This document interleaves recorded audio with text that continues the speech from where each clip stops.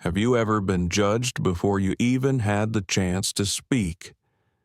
Imagine standing at an airport gate, holding your ticket, your heart full of excitement, only to have someone rip it apart because of the way you look, or the silence you carry. That's what happened to a young boy named Noah, a child who couldn't speak, but who understood the world more deeply than most who could. In that moment, a flight attendant made a choice, a cruel one, but what came next wasn't revenge. It was a father's quiet fight for dignity, and the story of how silence changed the world. If you were that father, what would you do? Would you walk away, or would you make sure no one else was ever silenced again? This is not just about a torn ticket. It's about every moment when kindness could have been chosen, but wasn't. And it's about what happens when someone finally decides to listen. Stay with me, because what started as humiliation at an airport became a global awakening. Like, share, and subscribe so you don't miss the story that reminds us all how powerful listening can be. Snow fell in slow, uneven flakes over Denver International that morning, coating the runways with a thin shimmer of white. Inside Concourse C, the air smelled of roasted coffee and de-icing fluid. Announcements hummed through the ceiling speakers like a heartbeat that never stopped. At Gate 12, the Aurelia Air logo gleamed above the counter, golden wings stretching wide. Travelers gathered with their roller bags, scarves, and impatience. Among them stood a boy thin, dark-skinned, wearing noise-canceling headphones and a gray hoodie that read, "Quiet Minds Hear More." His name was Noah Bennett, 13 years old. His right hand clutched a tablet, his left, a neatly folded boarding pass printed First Class, Seat 2A. He traced the embossed letters again and again with his thumb, a small ritual to calm the hum inside his head. A woman behind the counter looked up. Rebecca Sloan, senior flight attendant, 38, uniform pressed sharp, smile rehearsed. She'd worked 2 decades of red-eye flights and conference-bound passengers who thought kindness was part of her salary. Today, she was tired. When the gate agent motioned Noah forward, Rebecca tilted her head. "Sweetheart," she said in that thin voice reserved for children and complainers, "this line's for boarding first class." Noah blinked, stepped forward anyway, held up the ticket. Rebecca frowned. "Where are your parents?" Noah tapped the tablet. Words bloomed on the screen. "My dad is boarding after his meeting. He booked my seat." She barely glanced at it. The line behind them shifted. A cough, a sigh. Rebecca's cheeks flushed with the pressure of eyes watching. "Do you know how expensive this seat is?" she asked, forcing a laugh that didn't sound like one. Noah typed again. "I know."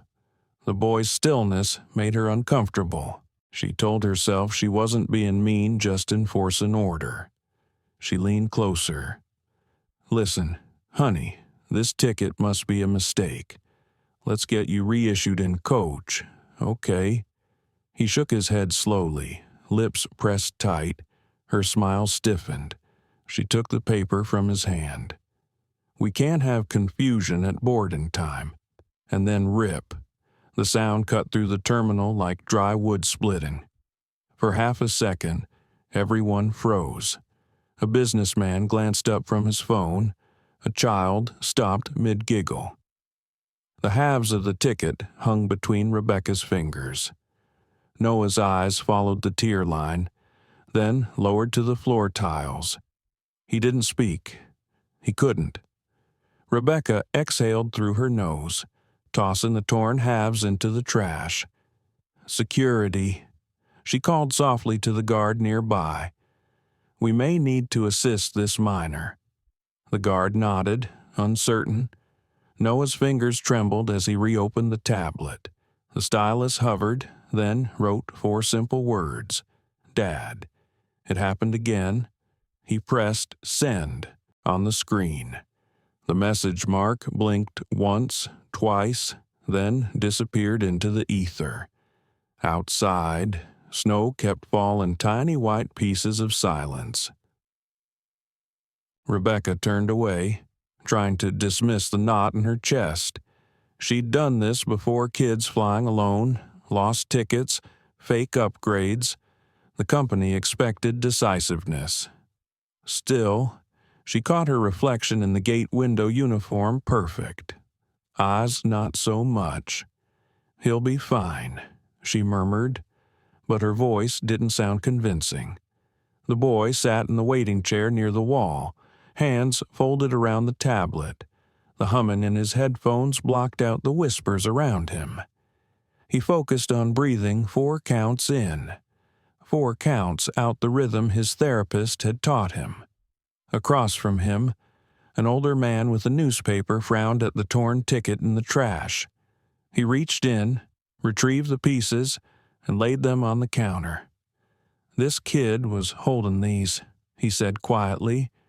Rebecca forced a polite smile. Sir, it's under control. Doesn't look like it, the man replied, then walked away. Her jaw tightened. People love drama, she thought. They don't know the rules I have to follow. Do once. At that same moment, 600 miles away in Washington, D.C., Marcus Bennett sat in a glass-walled conference room on the 27th floor of the Luma Ethics headquarters. Outside, sleet traced gray lines down the Potomac skyline. He had just finished presenting a paper on algorithmic fairness in transportation systems. His phone vibrated once. He glanced down 4 words on the screen. Dad. It happened again. The rest of the room blurred. Voices continued, but Marcus heard only the hum in his ears, an echo of long-buried memories: a grocery store clerk ignoring his teenage self, a hotel receptionist asking for real ID when he already showed his passport. He'd promised his son that the world was changing. Now, he wasn't so sure. He rose quietly, slipping the phone into his pocket. Excuse me, he said to the board chair. Something urgent. No one stopped him. Marcus was the founder, after all.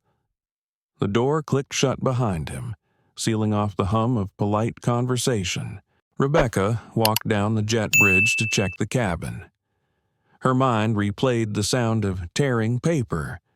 She told herself it was protocol, that she was right, but somewhere behind that justification was a flicker of shame she couldn't name.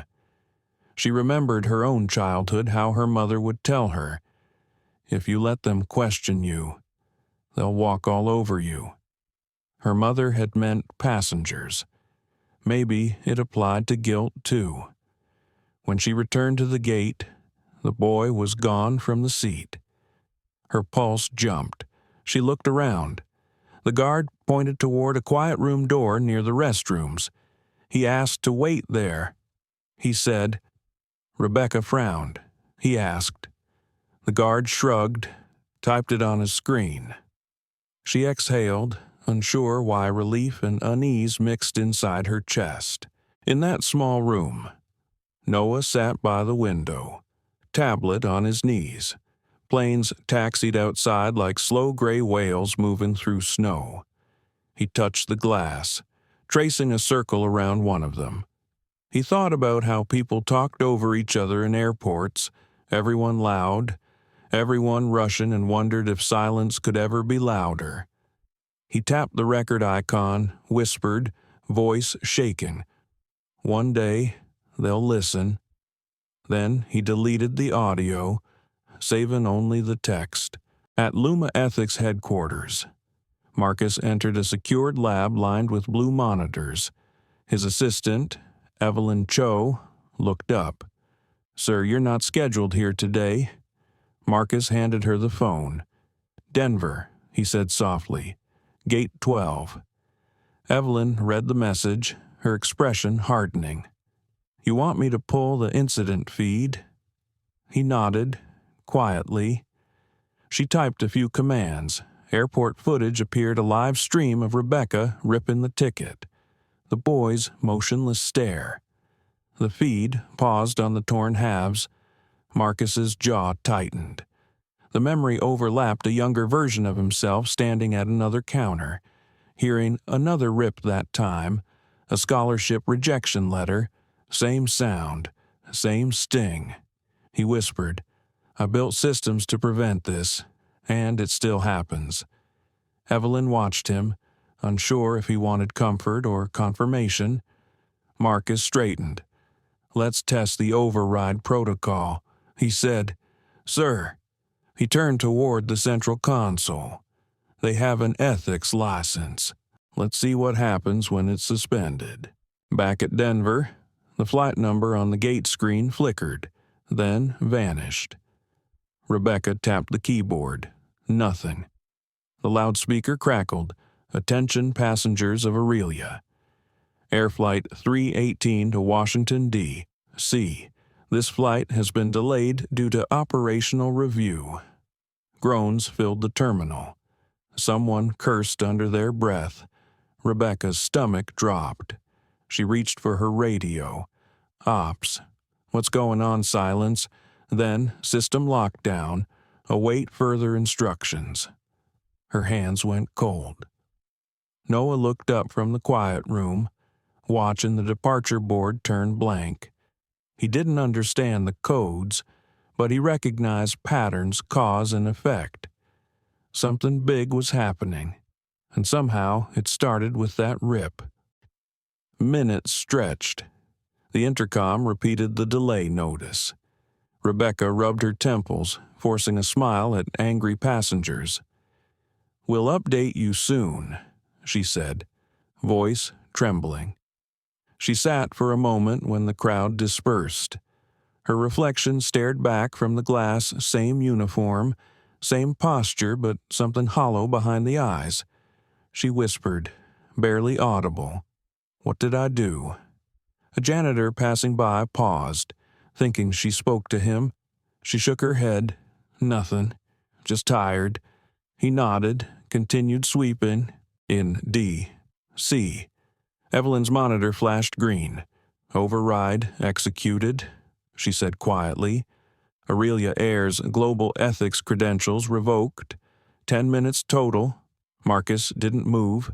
He just closed his eyes. "Are you sure you want to go this far?" she asked. He answered, almost a whisper. "If silence can hurt, it can also heal." The hum of servers filled the room like distant thunder. Back in Denver, the snow thickened. Noah watched the flakes swirl beyond the window. Somewhere in the terminal, alarms pinged softly. Rebecca picked up the phone, but no line connected. Passengers whispered rumors, terror threat, cyber attack, meltdown. Only the boy knew the truth, though he didn't have words to tell it. He opened a new note on his tablet and typed slowly. "Maybe now. They'll stop talking long enough to hear." He looked toward the gate, where Rebecca stood frozen, headset in hand, the world around her unraveling one flight at a time. And, for the first time that day, Noah smiled not out of triumph, but recognition. The system that ignored him was finally quiet. Outside, a single plane taxied to a halt. Engines sign into silence. The screen faded to black. Washington, D.C. always woke with purpose. The streets outside Luma Ethics headquarters buzzed with early commuters, their coats whipping in the wind. But inside Marcus Bennett's office, the usual rhythm of his morning was gone. His coffee sat untouched, steam thinning in the air as he stared at his phone screen. "Dad," it happened again. 4 small words, heavy as an anvil. He read them twice, then again, as if repetition could change what they meant. It didn't. He closed his eyes and exhaled slowly. the kind of exhale that starts deep in the soul. He had taught his son that the world was getting better, that kindness was no longer something to be earned. He believed technology could make fairness measurable, that systems could teach empathy. He'd spent years building Luma ethics to hold corporations accountable. But now, somewhere in a crowded airport, the world had proven him wrong again. Marcus rose from his chair, loosening the cuffs of his white shirt. His reflection in the window showed a tall, composed man, but his eyes betrayed exhaustion. Beneath that surface calm, he felt the slow burn of anger and shame. He remembered being 14, standing outside a movie theater in Georgia, waiting for his mother to finish her shift. A security guard had told him to move along because loitering wasn't allowed. He hadn't said a word then, either. Maybe silence was hereditary. A soft knock on the door pulled him back. Mr. Bennett. It was Evelyn Cho, his assistant. She held a tablet to her chest, voice gentle. Board meeting starts in 10. He nodded without turning. Cancel it. Evelyn hesitated. Sir, this is the FAA Advisory Board cancel. He repeated quietly. Something in his tone made her obey without another question. When she left, Marcus walked to the shelf across the room. On it sat a framed photo Noah at age 6, holding a cardboard airplane, grinning with missing teeth. Next to him was Marcus's late wife, Amara, laughing mid-motion. She'd been gone 5 years now, cancer taking her in silence just like everything else that ever hurt quietly. He whispered to the photo, "You told me not to lose my temper. I'm trying." Then he pressed a button on his desk, activating a secure connection to the company's internal system. A soft chime answered. LumaNet access granted. Please verify intent. He typed retrieve incident feed, Aurelia Air, Denver International. Seconds later, multiple security cameras loaded on the screen angles from Gate 12, time-stamped less than 20 minutes earlier. There was Noah, standing with his tablet. The frame froze just before the tear. Marcus's breath hitched.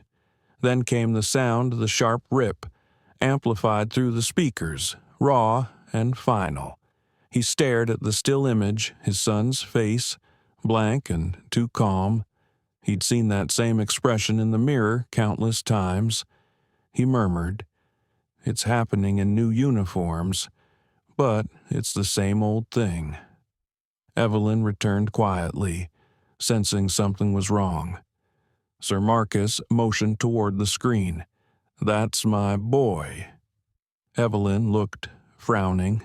The flight attendant, she just... "Yes. Do you want me to contact PR?" He shook his head. "No. PR won't fix this." He sat back, folding his hands. The rhythm of his thoughts steadied. Anger was still there, but it was controlled, shaped into something sharper. Pull the incident log from the ethics grid. Evelyn's fingers moved quickly over the keyboard. Got it. Aurelia Air. Flight 318, code 4.3, passenger communication equity breach. She hesitated. "Do you want to file a warning?" Marcus's gaze hardened. No warnings. He opened a locked drawer beneath the desk and removed a sleek access card, black metal with a gold chip in the corner. The back read Global Ethics Council, Override Authorization Level 9. Evelyn's eyes widened. "Sir, that command affects the entire airline network." "I know," he replied. "It's time someone learned what ethics actually costs." He inserted the card into the slot, waited for the system prompt, and typed a short command.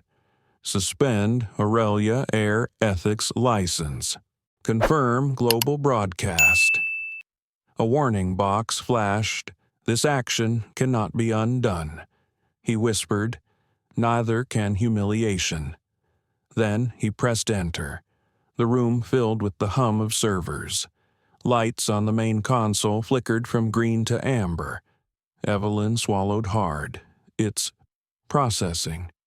Good, Marcus said, voice even. Let it process. He turned to the window, watching sleet draw crooked lines across the glass. Somewhere out there, his son sat alone in a terminal, probably staring out another window, wondering why kindness had to be so conditional. The hum of machinery deepened. Evelyn checked the screen. License suspended across North America. Within 10 minutes, all Aurelia flights will ground automatically. Marcus didn't respond. He just stood there, breathing. At Denver International, Rebecca Sloan rubbed her temples, trying to make sense of the sudden system failure. "We can't print new manifests," the gate agent said. "Everything's frozen." Rebecca forced a laugh. "It will fix it." But her headset crackled dead silence on the other end. The flight status screens blinked, then went blank. Around her, passengers started murmuring, confusion spreading like a slow wave. She felt a prick of unease crawl up her spine. The guard who'd helped Noah earlier approached, phone in hand. "Ma'am, the airline hotline just disconnected. No one's answering at HQ." Rebecca frowned. "That's impossible." Yet the airport announcement echoed seconds later. "Attention, passengers. Due to an unexpected technical review, all Aurelia Air operations are temporarily suspended. Please remain at your gates for further instructions." Gasps, groans, a few angry shouts. Rebecca turned to the trash can near her counter. The torn halves of Noah's ticket were gone, for reasons she couldn't explain. Her heart skipped. In D.C., Marcus's office had gone eerily quiet. The servers finished their cycle. On the main monitor, a confirmation line appeared: Aurelia Air Global Ethics License revoked, effective immediately. Evelyn stared. That's unprecedented. Marcus nodded slowly. Unprecedented is what they needed to understand. He looked at his reflection in the dark glass of the monitor. They tear paper. I tear systems. Evelyn hesitated. "You know they'll come after you for this." He gave a faint smile. "Let them. Maybe the hearing will make people listen." Noah sat alone in the quiet room, headphones still on. The snow outside was heavier now, blurring the view of planes parked motionless on the tarmac. He didn't understand the delay announcements, but he sensed the shift, the stillness that followed his message. He tapped open his text thread. The message to his father showed as delivered, but not read. He typed another line, simple and honest. "Are you mad or sad?" He waited, staring at the screen until the letters blurred. Then he closed the app and opened his sketch pad. With slow strokes, he drew a line across the digital canvas, splitting it in half, one side white, one side black. Between them, he drew a small blue circle, his version of balance. He titled it, "Listening." Rebecca finally sat down behind the counter. The passengers had scattered to nearby cafes and charging stations. The silence that followed was almost louder than the chaos before. For the first time, she replayed the moment, the boy's still eyes, the gentle way he'd held out that tablet. She felt something she hadn't in years doubt. She pulled out her phone and searched Aurelia Air incident reports. Nothing loaded. The company's site was offline. Then her radio came alive again. A male voice, urgent and low. "All senior attendants, report to base operations immediately. This is a full ethics lockdown." Her breath caught. She'd only heard of that in training modules, never in real life. She whispered to herself, "What did I do? Back in D.C. Marcus's office dimmed as the day faded. The sleet had turned to rain. He sat alone, staring at the frozen feet of his son on the screen. Evelyn approached quietly, holding 2 mugs of tea. "You'll need this," she said. He accepted one, his fingers brushing the warmth. "You think I went too far." She paused. "I think you went far enough to make the right people uncomfortable." Marcus smiled faintly. Uncomfortable people make better decisions. They stood there in silence for a moment. The city outside glowed in muted amber. Finally, Evelyn asked, "Will you call him Marcus?" Looked at his phone. The unread message still waited. He typed back slowly, "I'm here, always, and I'm listening." He hit send, watching the small arrow fly away. Somewhere across the country, a boy's tablet would light up in response. "In Denver." Noah's screen blinked. He read the message twice, then leaned back, closing his eyes. The tension in his shoulders eased. Outside, a plane's engines wound down, leaving only the whisper of falling snow. He typed one last line, "Then I'm okay." For the next several minutes, airports across the United States flickered with confusion. News outlets scrambled to explain what was happening. No one knew that the chain reaction began not with a hack, nor a protest, but with a single message from a silent boy to a father who had spent his life building a louder kind of fairness. And as chaos unfolded, somewhere between Denver and Washington, the world began to pause just long enough to listen. The snow over Denver had turned to sleet, melting into thin silver lines that streaked down the terminal windows. Rebecca Sloan stood at the gate counter with her radio pressed to her ear, listening to nothing but static. Her stomach twisted in ways she couldn't explain. Passengers had begun to scatter, their frustration rising in waves of muttered complaints. Every screen in sight flashed canceled or delayed. The world, usually ruled by schedule, had come to a shuddering stop. She turned toward the quiet room where the boy had been. The chair was empty now, only a set of small footprints leading toward the main corridor.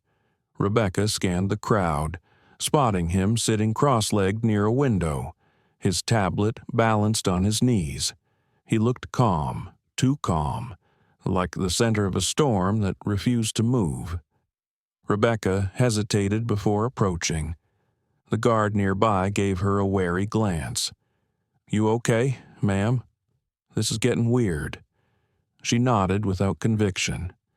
Weird is one word for it. When she stopped beside the boy, he looked up but said nothing. The tablet blinked awake in his hands. A single message glowed on the screen. "It's quiet now." For a reason she couldn't name, the words made her chest ache. "What's your name again, sweetheart?" He typed slowly, "Noah." Rebecca swallowed hard. "You're Marcus Bennett's son, aren't you?" Noah blinked, then nodded once. She felt her pulse rise. She knew that name. Everyone in aviation did. Luma Ethics wasn't just a company. It was the backbone of modern compliance systems. Marcus Bennett's software could freeze an airline faster than a government audit, and she, by some cosmic mistake, had just humiliated his child. A chill ran through her. "Oh, God," she whispered. Noah tilted his head, studying her expression. He typed another line. "Did you mean to hurt me?" Her throat went dry. "No," she said, barely audible. "I didn't mean to hurt anyone," but the words sounded thin, like a paper airplane tossed into a storm. At that same moment, thousands of miles away in Washington, D.C., Marcus Bennett's phone rang. The caller ID read Federal Aviation Administration, Director's Office. He answered on the second ring. "Marcus." came a strained voice. "Please tell me you didn't just pull a level 9. He didn't bother pretending. You've seen the reports then, seen them, the entire system's in meltdown. Half our fleet's grounded. Do you realize what that means?" "I realize exactly what it means," Marcus said quietly. There was a pause on the other end. "This isn't how you enforce ethics. You can't weaponize it every time someone crosses a line." He turned toward the window, the city lights of D.C. reflecting in the glass. "They didn't cross a line," he replied. "They tore a child's dignity in half." The voice sighed. "Look, I understand your anger, but you're the face of this technology. You're supposed to set precedent, not vengeance." Marcus's tone stayed level. Then maybe it's time the precedent felt human again. He hung up before the man could answer. Evelyn Cho, who had been listening from her desk, spoke softly. "You knew this call was coming." "Yes," Marcus admitted, "and there will be more. You'll lose friends." He gave a small, tired smile. If they were real friends, they wouldn't need an explanation. He picked up his jacket, motioning for Evelyn to follow. "Book me a flight to Denver." "Sir," she said carefully. "Aurelia Air doesn't have flights anymore. Then Charter 1. I'm not waiting." Evelyn nodded, already typing. As they left the office, she asked, "What are you going to say to them?" Marcus didn't slow his pace. "I'm not going to say anything," he said. "I'm going to listen." Back in Denver, reporters had begun to swarm the concourse, microphones flashing, cameras buzzing. Someone had leaked the story Airline shut down over incident with CEO's son. The narrative spun faster than truth could catch up. Rebecca sat alone in a small staff room, her hands clasped together so tightly her knuckles turned white. The head of operations, Captain Raymond Holt, stood in the doorway. "They're asking questions upstairs," he said quietly. She nodded, unable to meet his gaze. "About me, I assume. About the incident. Yes, but mostly about the boy. Do they know who he is?" Holt hesitated. "They will soon." Words spreading. She pressed her palms to her eyes. "I didn't know. I swear I didn't know." "I believe you," he said. "But the cameras don't care." Her shoulders shook as she whispered, "I just wanted order, that's all." Holt sighed, then placed a hand on her shoulder. "Sometimes order isn't the same as justice." Out in the terminal, Noah watched the flashing lights of reporters' cameras. He didn't like noise, but he didn't flinch either. He opened his tablet and began typing a message, not to his father, but to the public chat forum that was flooding with speculation about the incident.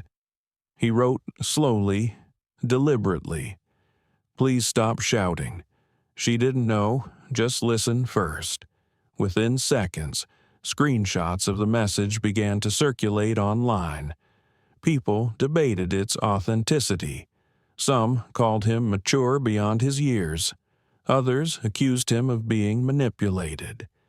The truth didn't matter. The world had found a symbol, a quiet boy asking for understanding. When Marcus's private jet landed 3 hours later, the storm had subsided. The tarmac glistened under airport lights. He stepped out into the cold, the kind that bit but kept you awake. Evelyn followed, holding a folder filled with legal warnings, press inquiries, and a printed copy of Noah's public message. Marcus glanced at it and smiled faintly. He's teaching them already. Inside the terminal, security cleared a path. Rebecca watched from afar as Marcus approached, tall, steady, composed. She stood when he neared, words dying in her throat. "I'm sorry," she managed. "I didn't know." He raised a hand gently. Don't apologize for not knowing. Apologize if you stop learning." She blinked, unsure if it was forgiveness or something deeper. Marcus looked around. "Where's my son?" "In the lounge," she said quietly. "He's safe." He nodded and walked past her. Evelyn lingered a moment, offering Rebecca a faint, understanding look before following her boss. Inside the lounge, Noah sat curled on a chair, headphones on. When he saw his father, his lips twitched into the smallest smile. Marcus knelt beside him. "Hey," he said softly. Noah removed one headphone, his tablet lighting up between them. "You're here fast." "I had help," Marcus replied. "Looks like you've started a revolution." Noah tilted his head. "Is that bad?" Marcus laughed quietly. "No, it's overdue." He brushed a hand over his son's shoulder. "You okay?" Noah typed. "I'm fine." She didn't mean it. Marcus nodded, his throat tight. "I know, but the world needed to feel what you felt, even for 10 minutes. For a while, they just sat together, watching the runway lights flicker in the distance. Then Evelyn entered, holding out her phone. "Sir, CNN wants a statement. They're calling it the Bennett shutdown." Marcus sighed. "Of course they are. What should I tell them?" He looked at Noah, then back at her.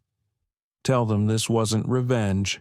It was a reminder of what." He smiled softly. "That silence isn't absence, it's awareness." Later that evening, Marcus stood before a small crowd of journalists in the airport's press hall. Cameras clicked like insects in the dark. He didn't bring a prepared speech, only a single sheet of paper with 4 words written in his son's handwriting. "Dad, it happened again." He held it up.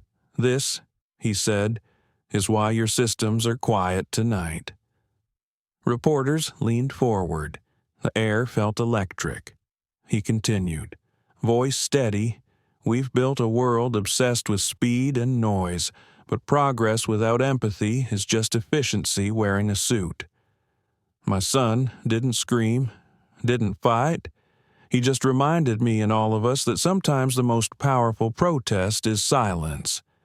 He paused, scanning the faces before him. "This isn't about destroying an airline. It's about asking every one of us who works in power. When did we stop listening for a long moment?" No one spoke. Even the cameras seemed to hum softer. Marcus folded the paper and walked away without taking questions. Outside, snow began falling again, lighter this time, as if the sky itself was exhaling. Rebecca watched the broadcast from the employee lounge, tears sliding down her cheeks. She whispered to herself, "He could have ruined me completely, but instead, he chose grace." She picked up her phone and typed a message she didn't expect an answer to. "Mr. Bennett, I'm sorry. I want to learn." Back in his car, Marcus read it. He typed back one line before setting the phone aside. Then start by listening. Noah rested his head on his father's shoulder as they drove toward the hotel. For the first time that day, Marcus felt something resembling peace. The noise of the world had paused, if only briefly, and in that pause, there was understanding. By dawn, the world had turned its eyes toward Denver. News vans lined the roads near the airport, their antennas cutting into the cold sky like question marks. Every channel replayed the same clip, a still frame of Rebecca Sloan holding a torn boarding pass and a child's quiet, unblinking face. Commentators filled the silence with opinions, speculations, outrage, and pity. Inside his hotel room, Marcus Bennett sat by the window, watching the sunrise spill over the runways. The city was waking, but he hadn't slept. The glow on his face wasn't warmth. It was the light of consequences. Evelyn Cho sat across from him, scrolling through her tablet. CNN, The Times, Reuters, they're all calling, she said. They want a statement about what you plan to do next. Marcus didn't look away from the horizon. What I plan to do is breathe, he said quietly. Evelyn studied him for a long moment. You don't regret it, do you? He shook his head. No, but I didn't expect justice to trend like a hashtag. She smiled faintly. Justice rarely goes viral. He turned toward her. That's exactly the problem. Downstairs. The hotel lobby buzzed with reporters. Through the glass, Marcus could see their faces pressed close, microphones ready, eyes hungry for a soundbite. He sighed. They'll twist whatever I say. Then don't give them sound, Evelyn replied. Give them substance. He liked that. Substance, he repeated softly. At that moment, his phone vibrated. It was a message from Noah. Are they mad at you? He typed back. Maybe, but they'll understand later. The reply came quickly. I don't like people shouting. Neither do I. Marcus wrote. That's why we made them stop. The faintest smile crossed his lips. For all the noise outside, his son's words still carried the quietest power. At Aurelia Air Headquarters, panic had replaced procedure. The CEO, Daniel Creel, paced the length of the boardroom, tie loosened, face pale. Around him, executives scrolled frantically through emails from regulators. Every airport under their flag was shut down, millions lost, trust shattered. How did this even happen? Creel barked. One incident, one employee, and the entire ethics system collapses on us. A compliance officer cleared her throat. It didn't collapse, sir. It was revoked. Luma Ethics executed a Level 9 override. That's the top tier. Creel froze. Marcus Bennett did this. Yes, sir. He slammed his palm on the table. Then he's going to pay for it. The officer hesitated. With respect, Mr. Bennett didn't violate the law. Technically, we did. Creel glared at her. You think tearing up a kid's ticket is worth billions in losses? She lowered her gaze. I think not listening has always been more expensive than anyone admits. He had no answer for that. Across the city, Rebecca Sloan sat in a small conference room, flanked by two lawyers. Her uniform was gone. She wore a plain sweater, hands folded tight in her lap. The HR director read from a script about policy violations and pending review. Words like indefinite suspension floated through the air. She nodded mechanically, hearing only fragments. When they finally left her alone, she stared at her reflection in the black monitor on the wall. The woman looking back seemed older, smaller. She whispered, I was just following protocol. The words felt weak, empty. Her phone buzzed a text from an unknown number. Rebecca, this is Marcus Bennett. I'd like to talk before things get louder. Her breath caught. She typed back hesitantly. You shouldn't want to talk to me.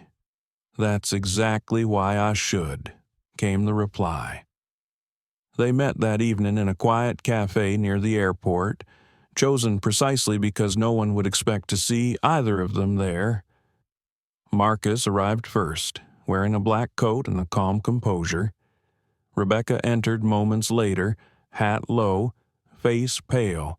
For a long time, they sat in silence. Finally, she spoke. I don't know what to say. That doesn't sound like an excuse. Then don't make one, Marcus said. She nodded, staring at her coffee. When I saw him, I thought he didn't belong there. Not because he's your son, because he was quiet. I assumed something was wrong.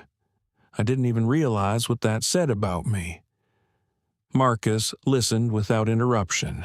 When she finally looked up, he said, "Assumptions are the most accepted form of blindness. We all have them. The difference is whether we keep our eyes closed after we see the damage." Rebecca's eyes filled. "You could ruin me completely. Everyone would cheer. Why didn't you?" He smiled faintly. "Because my son wouldn't want that. He asked me to listen first." She covered her mouth, overwhelmed by the simplicity of it. "You're a better man than I deserve to meet." He shook his head. "No, just a man who's tired of teaching lessons through pain." They sat a while longer, outside. Snow melted into rain, and the city lights shimmered on wet pavement. When they parted, Rebecca whispered, "What happens now?" "Now," Marcus said, standing, "we make sure this doesn't end as punishment, but as progress." She watched him walk away, unsure whether she felt condemned or forgiven. The next morning, Marcus met with FAA officials in a secure room at the federal building. Evelyn accompanied him, carrying a folder marked Ethics Override Report. Across the table sat Director Alana Pierce, stern but curious. "Mr. Bennett," she began, "you understand the gravity of what you did. You used a private system to cripple a global carrier." Marcus nodded. "I enforced the very standards your department approved." Pierce frowned. "You acted without consultation. You set a precedent that one person can decide what justice looks like." He leaned forward, voice calm. "That's what people with authority do every day. I just made mine transparent." Evelyn watched as the tension thickened. Pierce hesitated, then asked, "What do you expect us to do now?" "Reinstate Aurelia, prosecute them." Marcus shook his head. "Neither. I want you to rebuild the ethics licensing model. Make it responsive to passengers directly. Let the people you serve hold you accountable." Pierce stared at him, surprised. "You want to give power away?" He smiled. It was never mine to keep. After the meeting, Evelyn turned to him as they walked down the marble steps. "You know, that might actually work. It has to," Marcus said. "Otherwise, we'll just keep patching broken wings and calling it flight." By evening, the story had evolved. Headlines shifted from outrage to curiosity. Bennett's silence movement sparks global ethics debate. Hashtags like "Listen First" and "Quiet Reform" trended. For once, the world wasn't screaming. It was discussing. At the Bennett Hotel Suite, Noah scrolled through articles, reading slowly.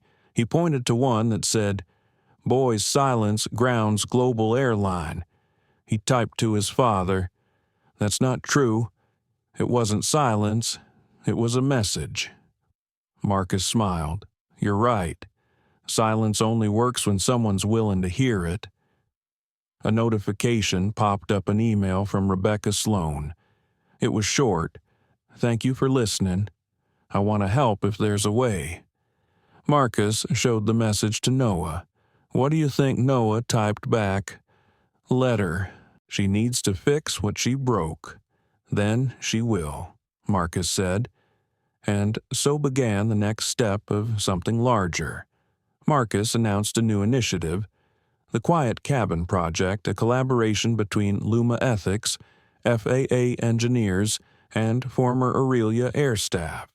Its goal, design a universal communication system for passengers with disabilities or nonverbal challenges. The world called it revolutionary. Marcus called it overdue. Rebecca joined the project, quietly, humbly. The first time she saw Noah again, he was sitting at a design table, sketching icons on a digital pad. She approached cautiously. "Can I see?" He nodded, sliding the tablet toward her. The screen showed a simple interface shapes and colors that could convey needs without words. A blue circle for water, a yellow triangle for help, a green wave for calm. Rebecca whispered, "It's beautiful." Noah smiled faintly and typed, "You helped? You made me draw it." Her eyes watered. "I don't deserve that." "Maybe not then," he wrote, "but now you do." Marcus watched them from across the room, a quiet pride in his chest. For the first time since that morning at Gate 12, he felt something shift not just in policy, but in people. The fallout was still unfolding. Lawsuits, debates, board resignations.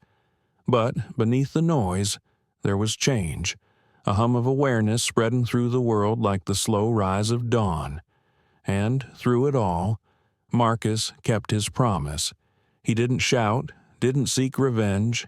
He simply built systems that made listening impossible to ignore. By the week's end, airports began reopening. Aurelia Air, humbled and under new management, publicly endorsed the Quiet Cabin Initiative. In the press conference, the new CEO said, "We're not the victims of technology, we're the beneficiaries of conscience." When Marcus heard that, he smiled. Finally, he murmured, "They get it."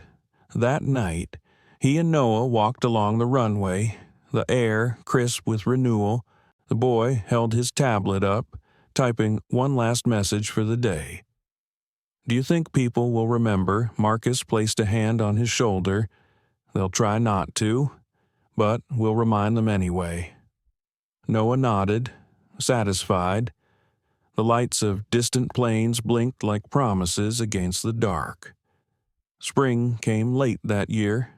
Denver's air still carried the chill of February, and yet there was something lighter about it, something that hinted at change. Marcus Bennett stood outside the newly established Quiet Cabin Development Center, watching a crane lift the project sign into place. It felt surreal. The idea that began with a broken moment at an airport gate had turned into a global collaboration. The name beneath the logo read, "In partnership with Aurelia Air." Inside, technicians and designers worked side by side. Screens glowed with prototypes of the interface that Noah had sketched. Every symbol, every color, carried a purpose communication without judgment. Noah sat at the corner workstation, stylus in hand, drawing quietly. Rebecca Sloan stood near him, her eyes focused but softer than before. She had traded her uniform for a simple gray cardigan, sleeves rolled to her elbows, her badge now reading Consultant, Passenger Empathy Training. "Looks like we're getting somewhere," she said. Noah glanced up, typed on his tablet. "Almost done. Needs feeling, not fixing." Rebecca smiled. "You sound like your dad." Across the room, Marcus was in discussion with FAA Director Alana Pierce. "If this trial succeeds," Pierce said, "we'll require every U.S. airline to implement quiet cabin systems by next year." "You're aware that's a lot of power in your hands," Marcus looked at her steadily. "Power doesn't scare me. Silence does." Pierce studied him for a moment before nodding. "You've changed how people think about accountability, Marcus. But there are still critics, politicians, industry heads who think you acted out of revenge." He smiled faintly. "Revenge is noisy. What we're doing here is quiet work, and quiet work lasts longer." When she left, Evelyn joined him, carrying a stack of documents, FAA approval drafts, she said, and an email from Aurelia's new CEO. "He wants to meet privately." Marcus raised an eyebrow. To apologize or negotiate, Evelyn smirked. "Probably both." "Set it up," he said. Rebecca approached a few minutes later, hesitation clear in her voice. I heard you're meeting Daniel Creel." Marcus nodded. "He's still the face of the company that started this." Her gaze fell. "You know, I've replayed that day in my head 1,000 times. I can't undo it, but if there's anything I can do to help..." He stopped her gently. "You already are. You showed up." She blinked, unsure how to respond. Then she smiled a small, real smile that came from something deeper than relief. Later that evening, Marcus met Creel in a private lounge at the airport where everything had begun. The place had been renovated since the shutdown. The lights were softer now, the decor calm and understated. Creel extended a hand. "Mr. Bennett," he said, his voice clipped but polite. "Daniel." They sat. For a while, neither spoke. The hum of departing flights filled the silence. Finally, Creel broke it. "You cost my company $2 billion. Marcus met his eyes. "And your employee cost my son a piece of his dignity. I'd say we both paid something." Creel leaned back. "I didn't come here to fight. Public opinion already buried me. I came because I want to rebuild, and I want your help." Marcus raised an eyebrow. "My help? You've built a system the world respects.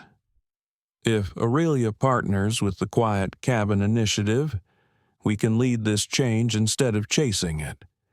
People will forgive us faster if they see us working with you." Marcus considered him. "You're asking for redemption through collaboration." Creel nodded. "Isn't that what you've been preaching?" There was truth in the question. Marcus studied him, then said, "Fine. But it won't be a PR partnership. This isn't image repair. This is culture repair." Creel hesitated. Meaning your next generation of flight attendants won't learn customer service. They'll learn empathy. Rebecca Sloan will lead the program." Creel blinked. "The same woman who..." "The same." Marcus interrupted. "She understands better than anyone how a small act can break trust or rebuild it." Creel exhaled slowly, nodding. "All right. You have my word." As they shook hands, Marcus felt a strange calm. It wasn't victory. It was resolution, the kind that only arrives after every storm has spoken. When he returned to the center, Noah was still awake, drawn under the soft glow of a desk lamp. Marcus sat beside him. "Hey, champ. Still working?" Noah nodded. "Almost done with the icons. Can we test tomorrow?" Marcus said. He looked at the screen and saw a new symbol, a circle surrounded by radiating lines, like a whisper turned into light. "What's this one mean?" Noah typed. "It means listen deeper." Marcus felt his chest tighten.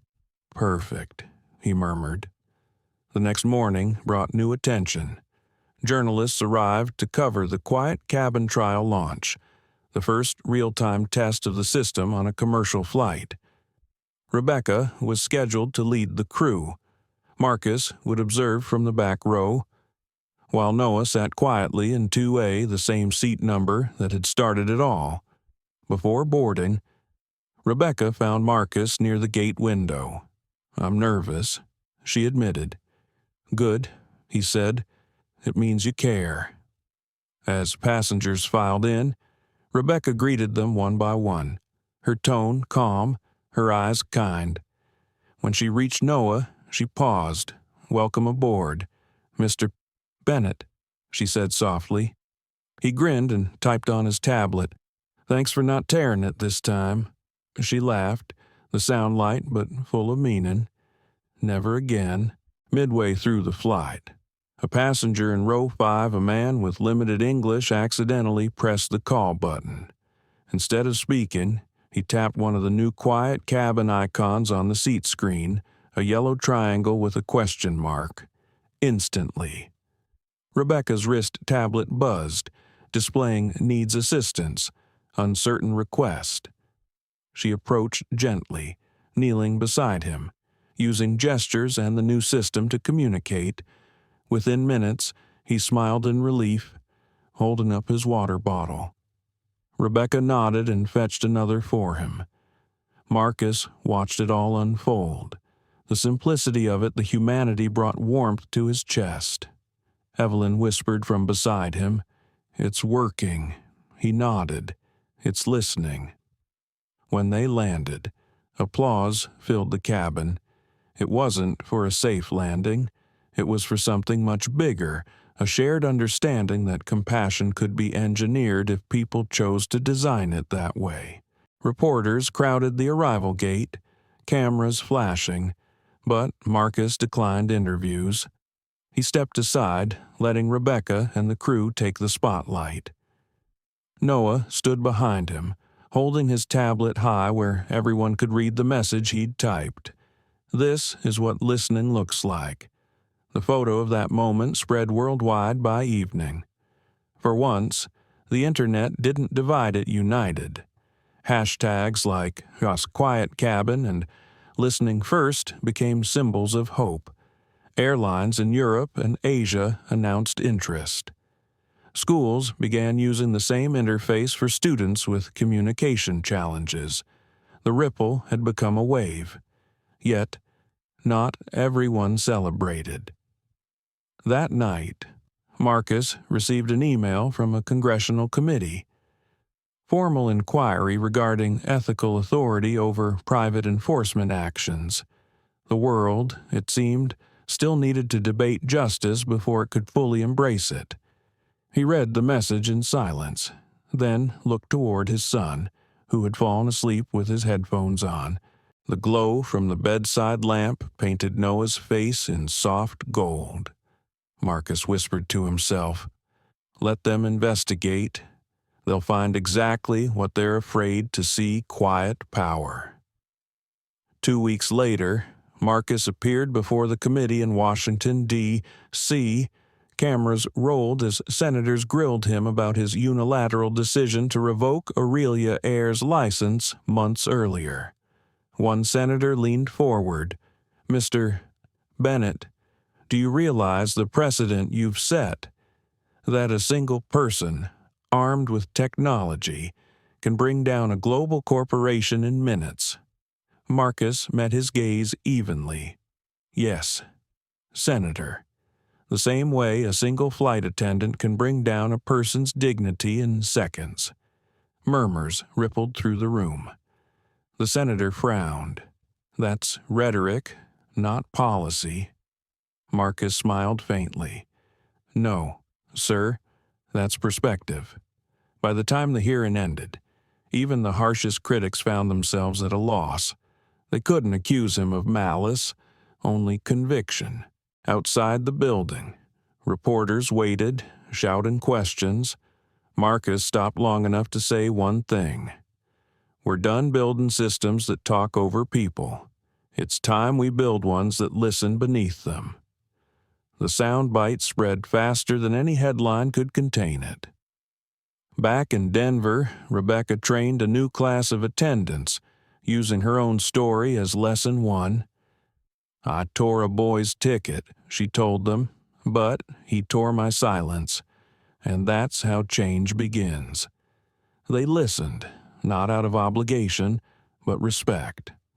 One evening, after everyone left, she stood alone in the training hall. On the wall behind her hung a plaque donated by Luma Ethics. It read, "Gate 12, the place where the world learned to listen." Rebecca touched the metal plate gently, tears pricking her eyes. She whispered, "Thank you, Noah." At that exact hour, Marcus and Noah were flying home from Washington. The cabin lights dimmed, the world outside a blur of stars. Noah typed on his tablet. "Are you tired?" Marcus smiled. "A little, but it's the good kind of tired." "Did we win?" Noah asked. He thought for a moment. "We didn't win, son. We reminded them what matters. That's better. Noah nodded and leaned his head against his father's arm. The steady hum of the engines filled the silence soft, constant, alive. Above the clouds, where the noise of the world couldn't reach, a father and son sat side by side, wrapped in the kind of quiet that heals. Summer arrived with the warmth that only Denver could deliver, dry, honest, and full of second chances. The quiet cabin development center now buzzed like a hive. Engineers worked side by side with former flight attendants, therapists, and accessibility experts. Laughter and determination mingled in the air, replacing the tension that had once haunted the place. Marcus Bennett stood at the heart of it all, sleeves rolled up, tie forgotten, eyes alive with focus. He watched Noah move between workstations, tablet in hand, checking prototypes, offering feedback through gestures or quick sentences. The boy had grown not taller, but steadier. Where once there had been silence, now there was quiet confidence. Rebecca Sloan was conducting a new training session nearby. Empathy isn't a skill. She told the trainees, it's a choice. Every time someone looks lost, scared, or different, you get to choose whether to make them smaller or safer. Her voice carried the authority of experience of someone who had once chosen wrong and vowed never to repeat it. When she caught Marcus watching, she smiled. I think they're getting it, she said as he approached. They are, Marcus replied, because they're learning from someone who's been on both sides. Rebecca brushed a loose strand of hair from her face. You know, I used to think listening meant waiting for your turn to speak. Now I realize it's about being willing to change after you hear something. That's a lesson the world's still learning, Marcus said, one story at a time. Later that afternoon, FAA Director Alana Pierce visited for an inspection. She toured the labs, greeted Noah with genuine warmth, and stopped to study the newest prototype, a voice assist program designed to translate emotional tone into visual cues. This could redefine accessibility, she said. You realize what you've built here, Marcus. It's more than a product. It's a mirror for humanity. Marcus smiled faintly. A mirror doesn't change what it reflects. It just helps people see. Pierce nodded thoughtfully. Sometimes that's the hardest part. By now, Quiet Cabin wasn't just an American project, it had grown into a movement. Airports from Singapore to Stockholm requested training modules. Schools began adapting the same empathy systems into classrooms for neurodiverse students. The United Nations invited Marcus to present at the Global Tech Ethics Summit in Geneva. Evelyn Cho walked into his office that evening, holding the invitation. You're going to Switzerland, she announced. And yes, I've already booked the tickets. Marcus laughed softly. You don't take no for an answer. Do you not when it comes to purpose, she replied. Besides, Geneva feels right, doesn't it? The last time a father changed the world for his son, he did it from an airport. Maybe this time, you'll do it from a stage. He looked toward Noah, who was sketching something on his tablet by the window. We'll go together, Marcus said.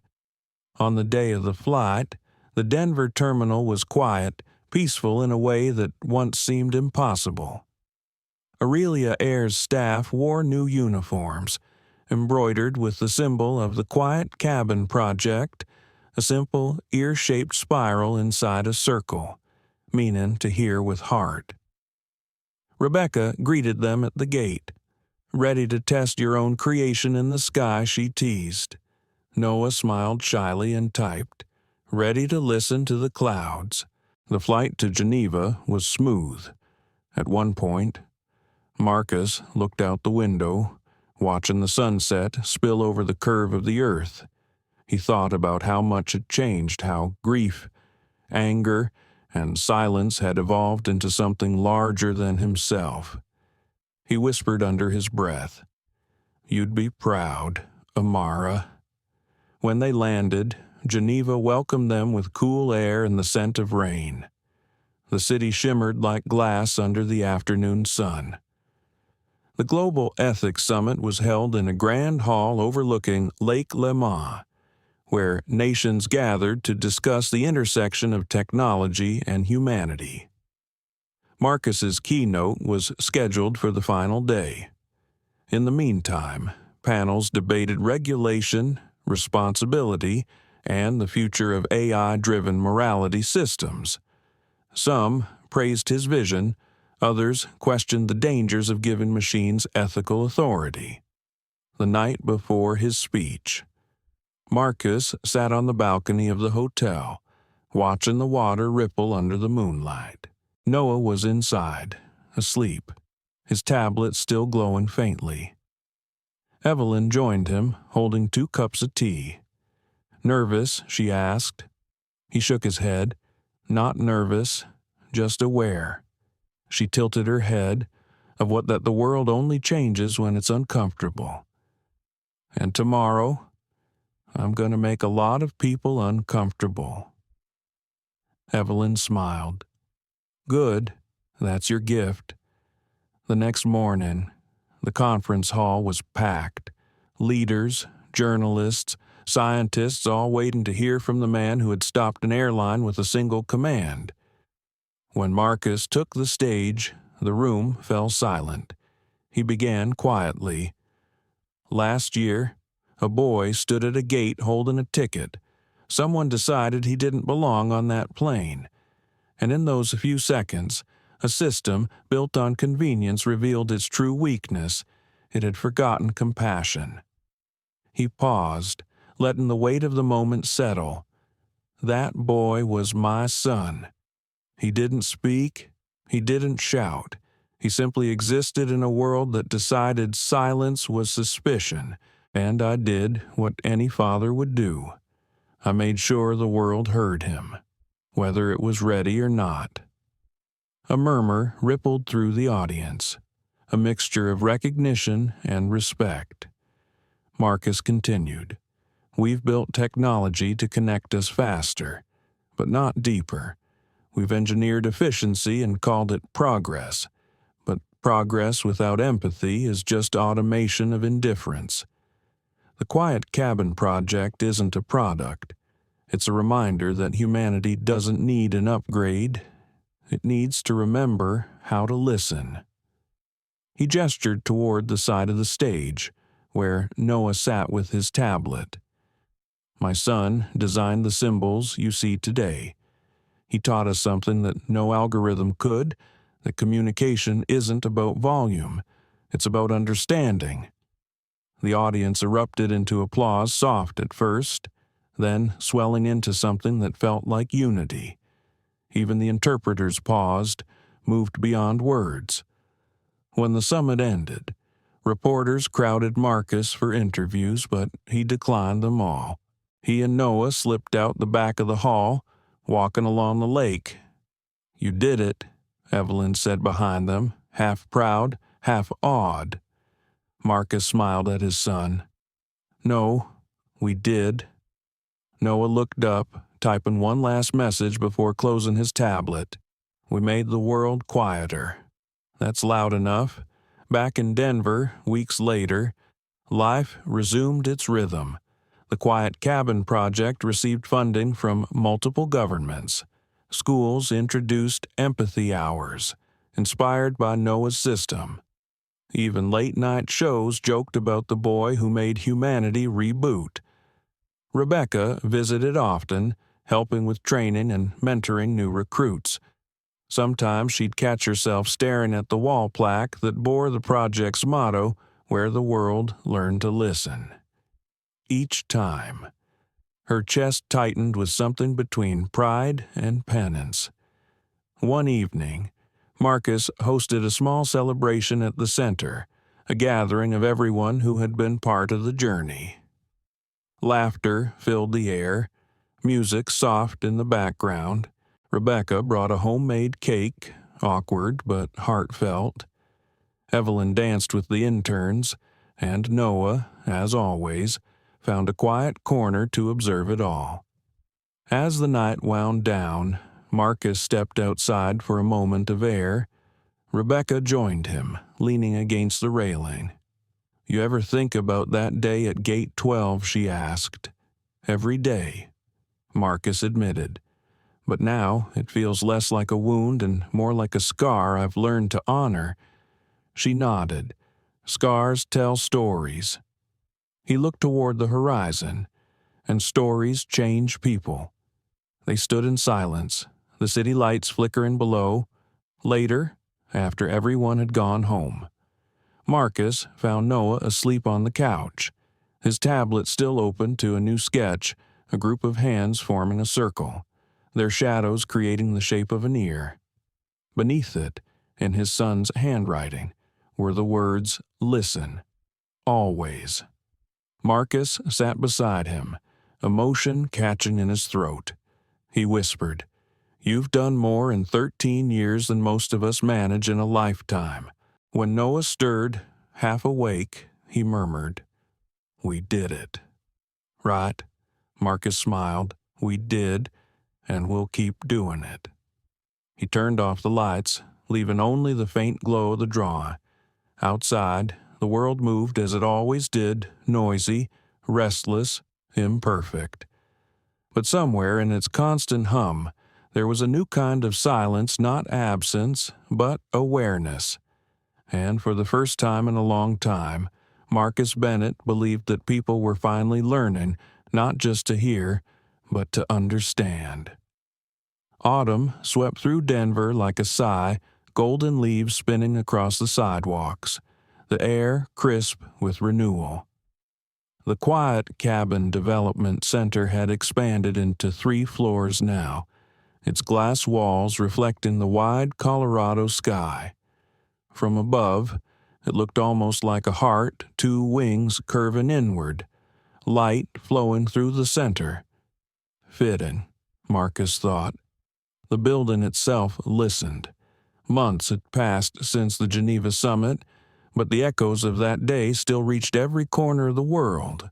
Airlines adopted quiet cabin systems in record numbers. Schools, hospitals, and even police departments began testing empathy response protocols inspired by Noah's design.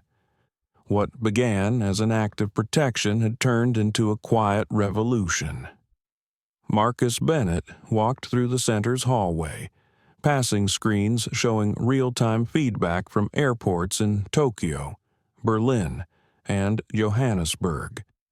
He paused to watch a short clip of flight attendant using the new visual interface to comfort an elderly passenger with hearing loss. The man smiled, signing a thank you. Marcus felt the warmth rise behind his eyes. Change was real. It had shape, color, and weight. Evelyn Cho entered with a tablet tucked under her arm. "You've got the board meeting in 10, but I know you're going to ignore it until I drag you there." He smirked. "You know me too well." She handed him the device anyway. "Before you say no, look at this." The screen showed a message from the United Nations Council for Social Innovation. They were nominating the Quiet Cabin Project for the Humanity in Technology Award. Marcus raised an eyebrow. "That's unexpected." Evelyn grinned. "You mean deserved?" He chuckled. "Awards are like applause, they fade, but they help people look in the right direction for a while." "Then let them look," she said. "You've earned it." In the design wing, Noah was sitting with Rebecca Sloan, reviewing the next generation of empathy modules. He was taller now, his hair a little longer, his movements more assured. Rebecca noticed the calm precision with which he moved his stylus. "You work like your father," she teased. He typed on his screen, "I listen like Mom." The words caught her off guard. She smiled softly. "Then, you're the best of both." He tilted his head, eyes gleaming with quiet humor, then returned to his drawing. Rebecca had grown too. She had become a sought-after speaker for emotional intelligence training, though she never called herself that.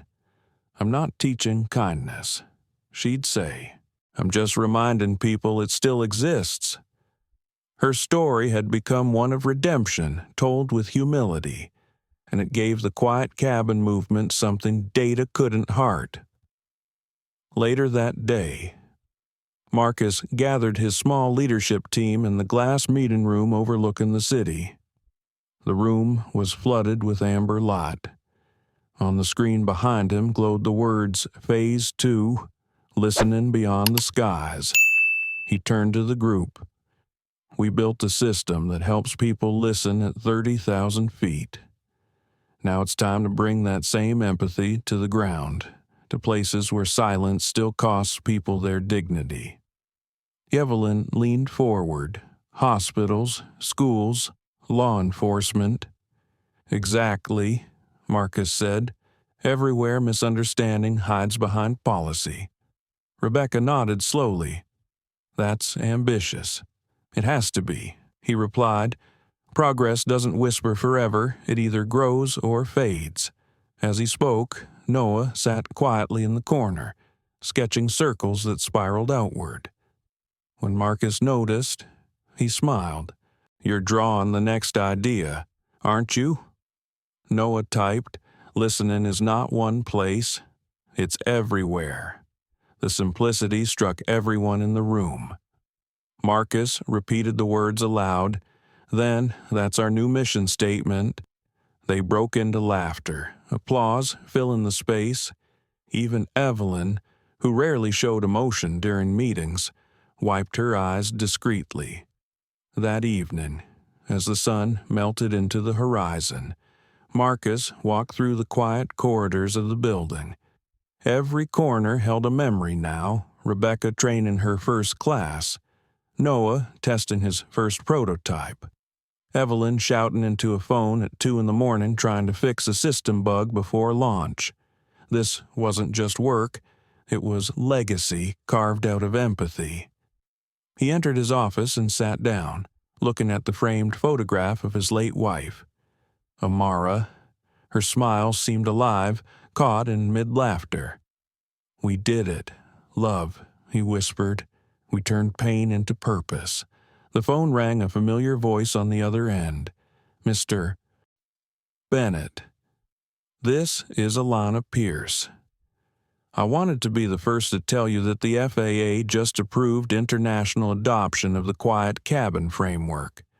It's official, you've changed the standard for human communication in air travel."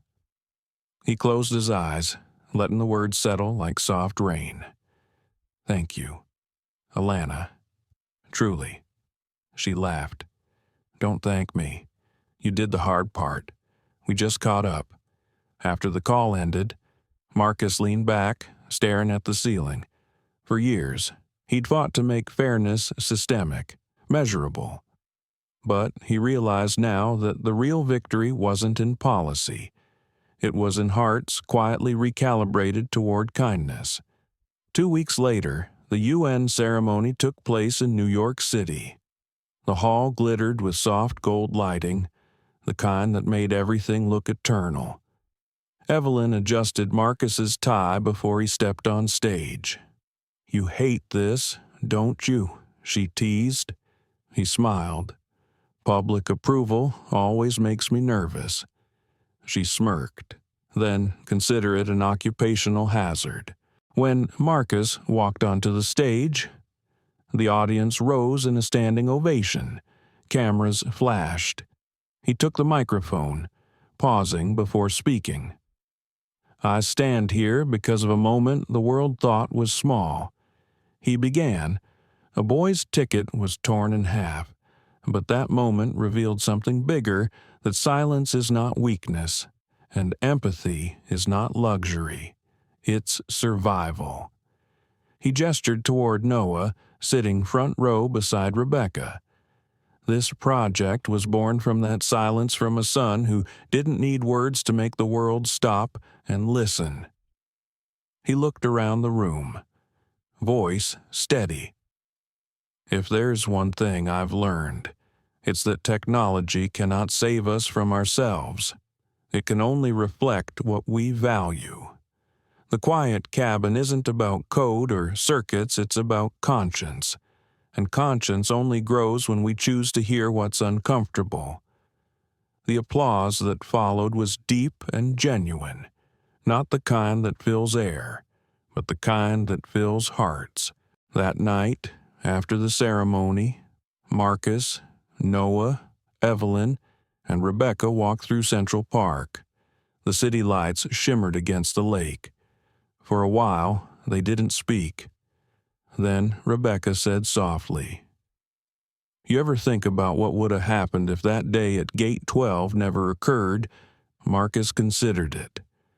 Then someone else's pain might have gone unheard. Sometimes life breaks just enough for light to get through. Evelyn nodded, "And you made sure the light stayed on." Noah typed on his tablet, holding it up so they could all read, "Pain is loud, healing whispers. Listening finds both." Marcus rested a hand on his son's shoulder. Exactly. They continued walking, the cool air wrapping around them like a promise. Years passed. Quiet cabin expanded beyond airports. Hospitals implemented patient empathy dashboards. Schools taught listening labs as part of emotional education. Even corporate ethics programs use the Bennett model to teach communication rooted in respect. Marcus became less a CEO and more a storyteller. A man whose lectures drew thousands but whose favorite moments were still the quiet ones at home. Rebecca opened her own foundation focused on empathy education for children with disabilities. She often told her trainees, "I learned empathy from the person I hurt most, and he forgave me before I forgave myself." Evelyn eventually became the director of global operations for Luma Ethics, turning Marcus's vision into a permanent institution. Ethics isn't a product. She would say at conferences, it's a habit. You build it one honest act at a time. And Noah, now 16, continued to evolve his system.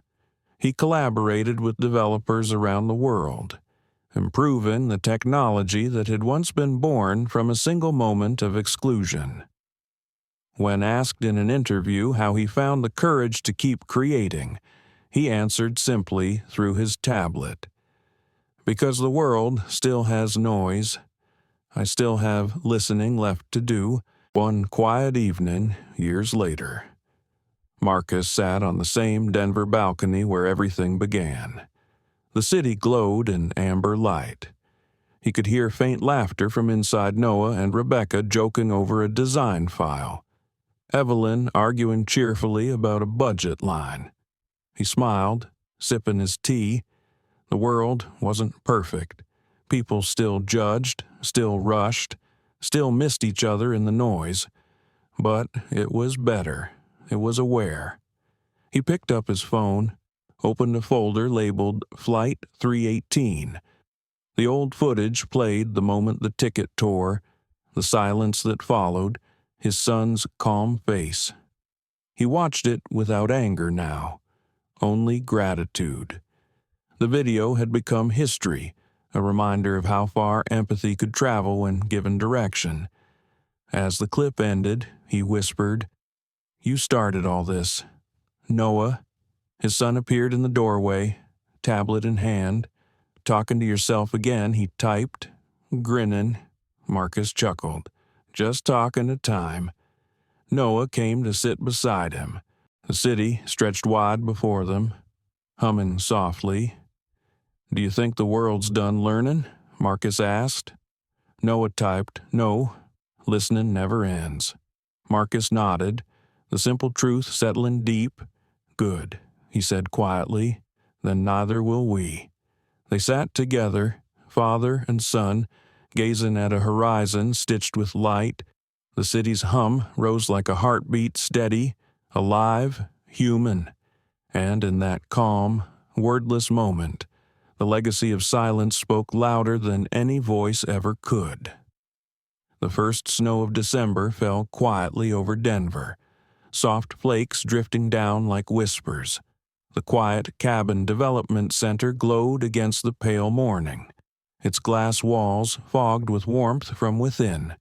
Inside, a small group gathered in the atrium, where a new memorial stood, a polished stone tablet etched with the words, "Silence is not absence, it's awareness."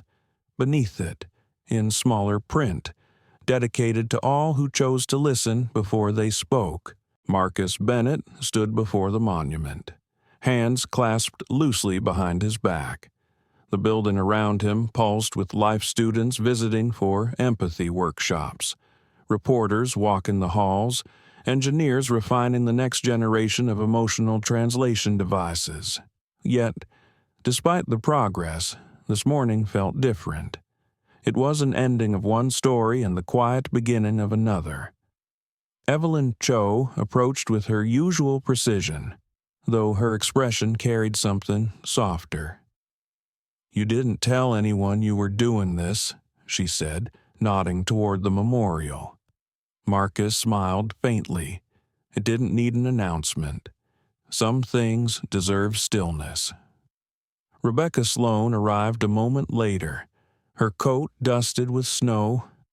"It's beautiful," she whispered. "I wish we had this back then, something to remind people what silence means." Marcus looked at her. "We didn't have it then because we hadn't earned it yet." From the upper floor, Noah watched them through the glass railing. His tablet rested on his arm. The screen dimmed but glowing faintly with a message he hadn't sent yet. He'd been drafting it all morning, a speech for the upcoming anniversary event that would celebrate the 5th year of the Quiet Cabin Project. Everyone expected his father to deliver it, but Noah wanted to speak, or at least be heard this time. He typed the first line again, fingers moving slowly but with certainty. "Silence used to scare me. Now I know it's the space where truth lives. Downstairs." Marcus turned as if sensing his son's thoughts from across the room. For years, he had wondered if his actions, the power, the protests, the policies had truly changed anything beyond the surface. But seeing Noah now, calm and sure, he felt the answer settle deep in his chest. Yes, it mattered. Because change had found its echo in the next generation. Later that afternoon, the conference hall was filled to capacity. Representatives from more than 40 countries had flown in. The Quiet Cabin Project was no longer a corporate initiative. It had become a human one. Every wall displayed images of people using the system: students, travelers, patients, even emergency responders. Each image told a single truth: empathy could be engineered when humanity was its blueprint. Evelyn opened the ceremony with her trademark composure. 5 years ago, she began, one act of exclusion changed the rhythm of global empathy. Today, we gather not to revisit that pain, but to honor what was rebuilt from it. She gestured toward Marcus, seated beside Noah and Rebecca. And none of this would exist without a father who refused to let silence be mistaken for weakness. Applause swelled through the hall. Marcus stood, smiling politely, but instead of walking to the podium, he placed a hand on his son's shoulder. "It's your turn," he said softly. Noah looked up, startled. His eyes searched his father's, uncertain. Marcus nodded once, his gaze steady. Noah hesitated, then rose. The crowd hushed as he made his way to the stage, tablet in hand. For a long moment, He just stood there, the quiet filling the space like breath. Then he tapped the screen, and his digital voice began to speak through the speakers, clear, calm, deliberate. 5 years ago, someone tore a piece of paper and thought that's all it was. But to me, it felt like being erased. That day taught me that silence can be misread. People think quiet means you have nothing to say, but it means you're waiting for someone to care enough to listen. Every word resonated through the hall. Rebecca pressed a hand to her mouth. Evelyn blinked rapidly, fighting the tears that threatened. Noah continued. My dad taught me that power isn't about speaking louder, it's about creating space for others to be heard. Rebecca taught me that mistakes don't end you, they start you over. And Miss Evelyn taught me that doing the right thing isn't always comfortable, but it's always necessary. He paused, looking at his father. This project isn't about airlines anymore. It's about every person who's ever been talked over, overlooked, or misunderstood. It's about remembering that empathy doesn't begin in systems, it begins in the pause before judgment. The audience was silent, transfixed. Noah tapped once more. So, today, I'm asking all of you leaders, teachers, parents to make listening a habit, not a headline. Because when you truly hear someone, you change more than their world. You change your own. The hall erupted in applause, long, sustained, heartfelt. People stood, many wiping their eyes. Marcus felt his throat tighten. Pride was too small a word for what filled him. This wasn't just his son speaking. It was the world answering back.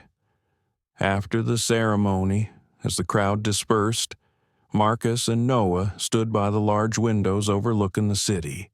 Reporters hovered nearby, eager for interviews, but neither spoke. They simply watched the snow falling outside, soft and endless. Rebecca joined them, her eyes still glistening.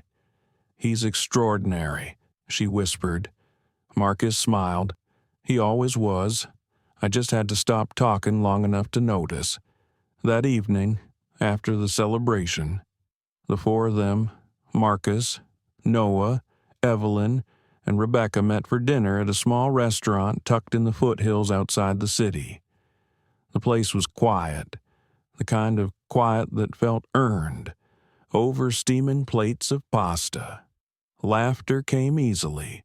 They talked about the future, about where the quiet cabin model would go next. Hospitals in rural Africa had already requested training modules. Schools in Brazil had adopted the visual empathy curriculum. Even NASA had contacted Luma Ethics about incorporating emotional translation systems into their astronaut communication networks. Rebecca raised her glass. "To listening that reaches the stars." They laughed, clinking glasses softly. After dinner, they stepped outside, where the night stretched wide and clear, the mountains loomed in silhouette, and the city below shimmered like a constellation. Noah pulled out his tablet, typing something quickly before showing it to them.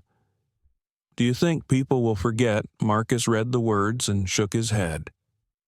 "Not if we keep reminding them." Evelyn smiled. "And not if they keep teaching us like you just did." Rebecca added, "Some stories never fade, they just become the way we live." They stood together in silence, the cold air wrapping around them, the world both vast and intimate at once.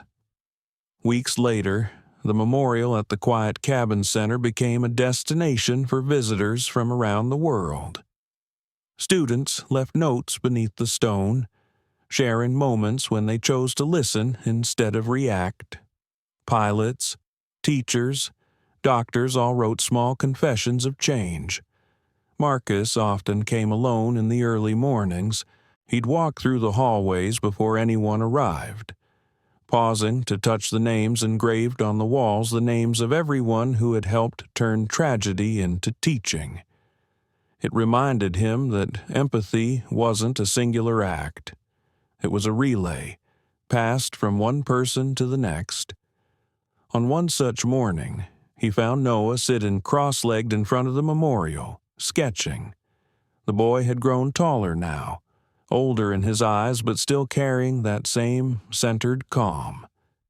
Marcus crouched beside him. "What are you drawing?" Noah turned the pad around.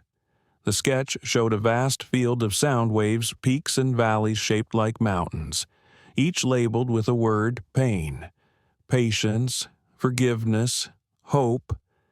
At the end of the drawing, the waves faded into a line that curved upward, forming a simple ear. Beneath it, he had written, "The world listens back."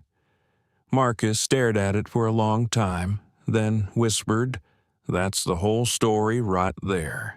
Noah typed, "It's not the end, just the echo." Marcus smiled, feeling the truth of it resonate deep inside. "Then let's keep it echoing." Outside, the snow continued to fall soft, steady, forgiving. The city below moved as it always did, loud, fast, imperfect. But inside the quiet cabin center, there was peace, a living testament to a boy who had turned silence into sound, and a father who had turned that sound into change. When the world finally began to wake up to its own noise, they were ready not to speak louder, but to listen better. And in that shared stillness, humanity found its rhythm again. The story of Flight Attendant Rips Up Boy Ticket isn't just about injustice, it's about transformation. It teaches us that empathy can turn pain into progress, and that silence doesn't mean weakness. For older generations who have seen life's noise, the arguments, the judgments, the constant rush, this story whispers a different truth. Sometimes the strongest voice is the one that listens. Marcus Bennett didn't fight with anger. He responded with understanding. His son, Noah, didn't speak to change the world. He inspired it through his stillness. Together, they prove that dignity doesn't shout, it endures. In our own lives, we all face moments where we must choose to react or to reflect, to judge or to listen. When we pause long enough to hear the quiet around us, we rediscover what humanity truly means. Because real strength isn't in winning arguments, it's in creating spaces where others no longer need to defend their worth. Thank you for watching this story and sharing a few quiet moments with us. If it touched your heart, please take a second to like, share, and subscribe to our channel. Your support helps us keep telling stories that remind the world of compassion, respect, and second chances. Stay with us and never forget, sometimes the softest voices carry the strongest truths.